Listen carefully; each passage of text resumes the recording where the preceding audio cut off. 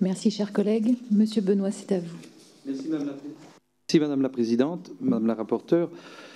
Les parlementaires qui se sont succédés dans cette Assemblée depuis de nombreuses années sont conscients que la loi ne donne pas suffisamment de moyens pour protéger les secrets d'affaires de nos entreprises nationales. Il y a donc eu plusieurs initiatives qui ont été prises, notamment en 2009 ou en 2015 lors de la loi pour la croissance, l'activité et l'égalité des chances économiques, dite loi Macron, mais aucune d'entre elles n'avait véritablement abouti.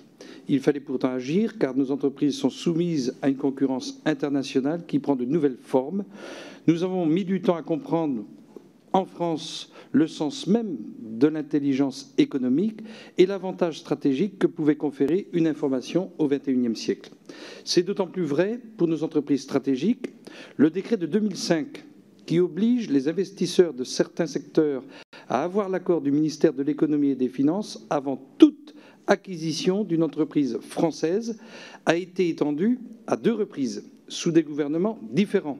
D'ailleurs, dernièrement, le Premier ministre a annoncé son extension à de nouveaux secteurs. C'est la preuve, je crois, que notre pays a conscience de l'importance des données qui sont précieuses et qui représentent en quelque sorte un véritable trésor.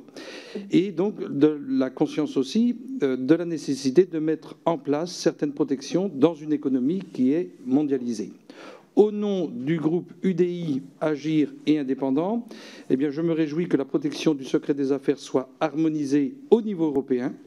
La solution aux insuffisances juridiques actuelles devrait donc venir de cette directive du 8 juin 2016 sur la protection des savoir-faire et des informations commerciales non divulguées. Comme le note le Conseil d'État, cette transposition est très encadrée. La proposition de loi n'utilise que très peu les quelques marges de manœuvre qui sont offertes par l'Union européenne, pour une fois. C'est donc davantage un texte technique qui s'inscrit pleinement dans l'esprit de la directive et notre groupe y est naturellement favorable. Tout réside dans l'équilibre entre, d'un côté, la protection des secrets et la réparation des atteintes, et de l'autre, les dérogations à cette protection. Lors des débats au Parlement européen, ça a été dit tout à l'heure, la directive avait suscité de vives réactions de la part de certains journalistes et de lanceurs d'alerte. Il nous semble ici que les dérogations pour protéger la liberté de la presse et permettre le droit d'alerte sont clairement énoncées.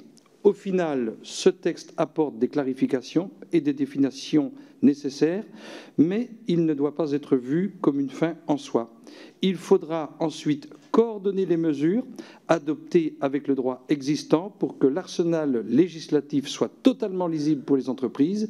Il faudra également évaluer très précisément les implications et les portées de ce texte, car beaucoup repose sur l'application des principes qui y sont énoncés. Je vous remercie.